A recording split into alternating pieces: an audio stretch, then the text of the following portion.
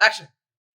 Hello students, जैसा मैंने आपको कहा था कि आज हमारा अगला टॉपिक जो होने वाला है दैट इज इलेक्ट्रिक फील्ड। और आइए इलेक्ट्रिक फील्ड के बारे में जानते हैं। इलेक्ट्रिक फील्ड कहते किसको है? सबसे पहले इसको समझिए। इलेक्ट्रिक फील्ड किसी भी चार्ज के चारों ओर का वो स्पेस होता है जहां तक उस चार्ज का इलेक्ट्रिकल इन्फ्लुएंस। जैसे आपका घर वो स्पेस है जहां पर आपका इन्फ्लुएंस है, आपकी ओनरशिप है। सिमिलरली, अगर कोई भी क्यू चार्ज के चारों ओर का वो स्पेस जहां तक इस चार्ज का इन्फ्लुएंस है, इलेक्ट्रिकल इन्फ्लुएंस है, वो स्पेस क्या कहलाता है? वो स्पेस इलेक्ट्रिक फील्ड कहलाता है। अब बात आती है, जैसे आपके घर में कोई दूसरा इंसान घुसता है, आप क्या करते हैं? You stop it. आप उसको रोकते हैं, आप पूछते हैं भैया कहां आ रहे हो? सिमिलरली, जब इस इलेक्ट्रिक फील्ड के अंदर कोई दूसरा चार्ज घुसने की कोशिश करता है, ये चार्ज इसके ऊपर एक फोर्स लगाता है। ठीक उसी तरीके से जैसे आपके घर में कोई घुसने की कोशिश करता है, आप उसको रोकते हैं। अब ये चार्ज जिसने इस फील्ड को पैदा किया, this is called source charge. और जिसने इसके फोर्स को एक्सपीरियंस किया, this is called test charge. तो अगेन आप डेफिनेशन लिख लीजिए। What is electric field? Electric field is the space around the charge up to which its electrical effect can be experienced. The charge which produces the electric field is called source charge, and the charge which experiences the force due to source charge is called test charge. अब ऐसा नहीं है कि इसका electric field नहीं होता, लेकिन इसका इलेक्ट्रिक फील्ड इतना नेग्लिजिबल होता है जिसका इसके ऊपर कोई इंपैक्ट नहीं होता। अब आइए बात करते हैं जरा फोर्स एक्सपीरियंस्ड, कि आखिर इसके ऊपर कितना फोर्स लगेगा। जैसा मैंने आपको बताया था अपने पिछले वीडियो में कि कोई भी दो स्टेशनरी चार्ज अगर किसी पोजीशन पे कहीं पर रहे तो वो कितना फोर्स एक्सपीरियंस करती है? Coulomb's law. ध्यान रखिएगा, any two charges separated at a distance are experience Coulombic charge. और वो कितना होता था हमारा? 1/4 pi epsilon not q1 q2 r²। लेकिन आज एक कॉन्सेप्ट दिमाग में रखिए कि अगर कोई सिंगल चार्ज इलेक्ट्रिक फील्ड के अंदर है तो वो कितना फोर्स एक्सपीरियंस करेगा? That is q into e. This F will be what? q into e. Again मेरी बात को समझिए, एक सिंगल चार्ज अगर इलेक्ट्रिक फील्ड के अंदर है तो how much force it will experience? q naught e. This q naught is the test charge which tries to enter the space around the source charge. तो इस तरीके से single charge q naught e force feel करता है, जबकि double charge हमेशा Coulombic force experience. अब अगर आपको कहीं पर भी ऐसा लिखा रहे कि कोई भी एक चार्ज इलेक्ट्रिक फील्ड के अंदर मान लीजिए सस्पेंडेड है, suppose this is the q naught, electric field यहां पर ऊपर की तरफ जा रही है, तो आखिर क्या कारण हो सकता है कि कोई चार्ज या तो सस्पेंडेड रहे, या तो हेड स्टेशनरी रहे, या फिर एट रेस्ट पर रहे। इन तीनों कंडीशन में ये चार्ज एक ही जगह पर स्थिर रहेगा, स्टैटिक रहेगा। क्या हो सकता है पॉसिबिलिटी? तो एक पॉसिबिलिटी है इस पर q naught e फोर्स लगे, और दूसरी चीज वो इसके वेट से बैलेंस हो जाए। यानी कहीं भी अगर आपको ऐसा क्वेश्चन आए जिसमें ये लिखा रहे कि electric charge and electric charge held stationary inside the field, तो आपको ये समझना है कि q naught e is equal to mg। ये रिलेशन बहुत ही वाइटल है और बहुत सारे न्यूमेरिकल्स में आपको काम देगा।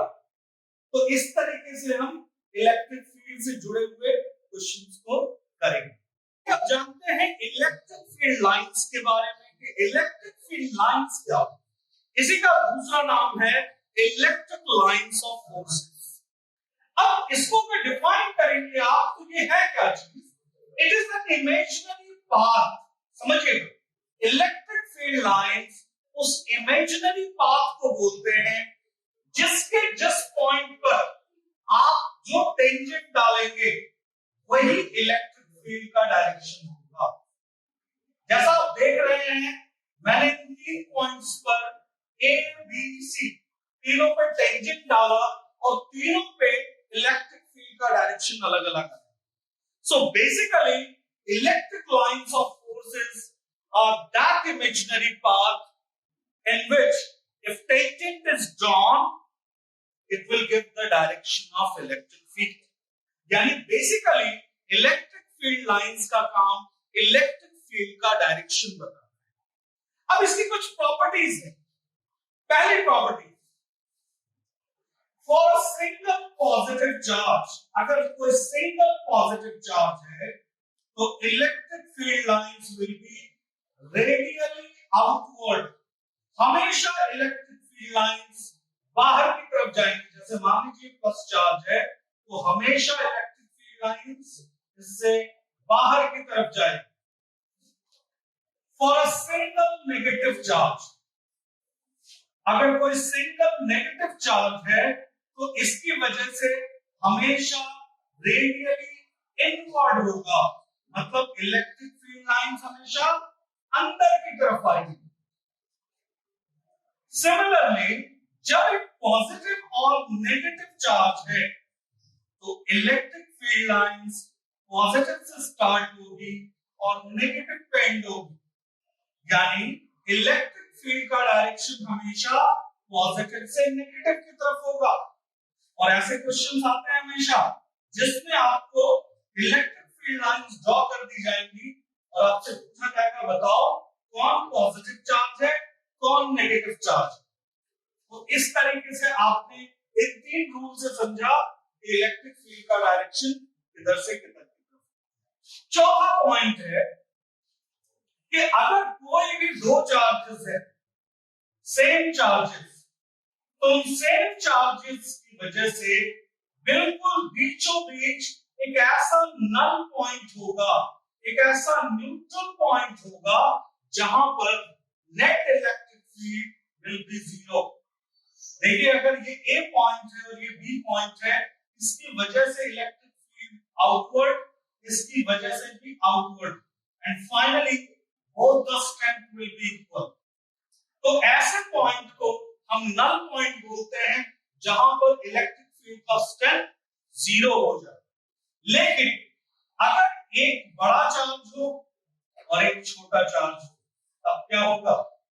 तो null point will be always closer to smaller one, क्योंकि बड़ा चार्ज है, जैसा मैंने आपको बताया था, बड़े चार्ज का इन्फ्लुएंस ज्यादा डिस्टेंस तक होगा, छोटे चार्ज का इन्फ्लुएंस छोटे डिस्टेंस तक होगा। और इस पॉइंट पर आकर के आपको एक नल पॉइंट मिलेगा जहां नेट फील्ड 0। नेट फील्ड 0 होने का मतलब again EA must be equal to EB। लेकिन अगला point which is very important, अगर ऑपोजिट चार्ज हो जाए, अनइक्वल ऑपोजिट चार्ज हो जाए तो क्या होगा? ध्यान रखिएगा, उस हालत में न्यूट्रल पॉइंट कभी भी बीच में नहीं मिलेगा, हमेशा it will be closer to smaller one, but हमेशा बाहर मिलेगा, मतलब उस लाइन पर मिलेगा, outside the line joining the 2 charges। तो ये 3 कॉन्सेप्ट बहुत ही इंपॉर्टेंट है और इसमें बहुत सारे न्यूमेरिकल्स पूछे जाते हैं। सिंपल सी बात, अगर 2 सेम चार्जेस हो तो न्यूट्रल पॉइंट बिल्कुल बीच में मिलेगा, अगर 2 अनइक्वल चार्जेस हो तो न्यूट्रल पॉइंट छोटे वाले के करीब मिलेगा, और अगर 2 अनइक्वल अपोजिट चार्जेस हो तो न्यूट्रल पॉइंट हमेशा बाहर बनेगा। तो इस बात को याद रखिएगा क्योंकि ये बहुत ही वाइटल कॉन्सेप्ट है और इस पर बहुत सारी चीजें इससे जुड़ी हुई आपको मिलने वाली। अगला जो हमारा प्रॉपर्टी है कि electric field lines can not intersect with each other, यानी कोई भी दो इलेक्ट्रिक फील्ड लाइंस आपस में इंटरसेक्ट नहीं करती। अब ऐसा क्यों? क्योंकि देखिए उस पॉइंट ऑफ इंटरसेक्शन पर बेसिकली दो टेंजेंट्स बन जाते हैं। अब एक ही पॉइंट पर दो direction of electric field possible नहीं हो सकता। दिस इज द रीजन कि इलेक्ट्रिक फील्ड लाइंस आपस में कभी भी कोइंसाइड नहीं करती। अगला point, electric field line enters the surface. कोई भी कंडक्टर में जब भी एंटर करती है या एग्जिट करती है तो नॉर्मली करती है। किसी भी सरफेस में जब भी करेगी तो कैसे करेगी? नॉर्मली करेगी, कभी भी टेंजेंशियली एंटर और एग्जिट नहीं करती। अगली चीज, इलेक्ट्रिक फील्ड लाइंस कभी भी चार्ज कंडक्टर के अंदर से पास नहीं होती है। जैसे इसको मैं एक क्वेश्चन से समझाता हूं आपको। यहां पर आपको चार लाइंस दी हुई है, आपसे पूछेगा बताओ which is the correct option. बताइए इसमें से, if this is a charge conductor, अगर ये चार्ज कंडक्टर है तो बताइए कि कौन सी इलेक्ट्रिक फील्ड लाइंस इसमें सही है। ए बी सी डी चार ऑप्शन है आपके पास। तो जैसा मैंने अभी आपको प्रॉपर्टीज में बताया, इलेक्ट्रिक फील्ड लाइंस एक तो हमेशा सरफेस ऑफ द कंडक्टर के नॉर्मल होती है, और दूसरी चीज मैंने बताया कि इलेक्ट्रिक फील्ड लाइंस कभी भी चार्ज कंडक्टर के अंदर से पास नहीं करती। अब यहां पर आप देखें, आपके पास दो ऑप्शन है, ये दोनों पास कर रही है, तो ये दोनों ऑप्शंस आपके लिए नहीं है। अब इन दोनों में ये नॉर्मली पास कर रही है, ये टेंजेंशियली पास कर रही है, तो ये भी नहीं होगा। Only this is the correct answer.